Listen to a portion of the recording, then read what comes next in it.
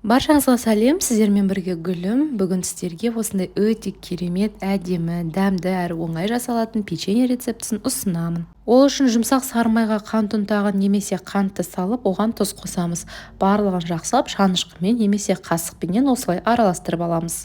Қаласаңыздар миксерді де қолдануға болады, бірақ негізінде шанышқының көмегімен-ақ жақсы араласады. Енді осы массаға жұмыртқаның бір сарыуызын салып, тағы да барлығын жақсылап араластырып аламыз. Ұзақ араластырудың қажеті жоқ. Енді осы массамызға електен өткізілген ұнға қопсытқышты қосып, осылай тағы да барлығын шанышқының көмегімен араластырып аламыз. Содан соң қолымызбенен барлығын жақсылап бір-біріне біріктіріп, тұтас бір келкі қамыр болғанға дейін илеп біріктіреміз.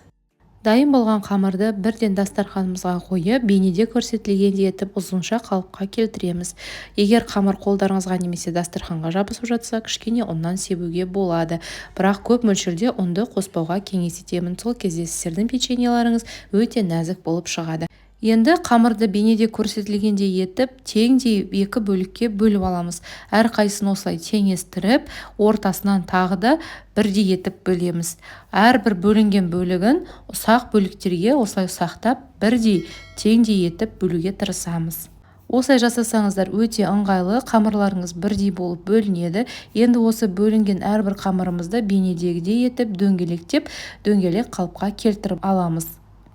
Енді әр дөңгелек қамырды осындай алдын ала пергамент қағазы төселген формамызға, алақанымыздың ортаңғы бөлігіне қойып, осылай екінші қолымызбен үстіне баса отыра дөңгелек формаға келтіреміз. Осылай басатын болсақ, біздің қамырымыз оңай жайылады. Осылай барлық қамырымызды дөңгелек етіп, алақанымыздың көмегімен жайып формаға орналастырамыз. Енді бізге осындай қасықтың көмегі қажет болады. Осы қасықтың көмегімен бейнеде көрсетілгендей етіп жүрекше формаларын жасаймыз. Қасықтарыңыздың жоғарғы жағы осылай иілген дөңгелек қалыпта болса, сіздердің жүрекшелеріңіз өте әдемі болып көрінетін болады. Осылайша әрбір қамырды екі реттен басып, жүрек формасын келтіріп аламыз.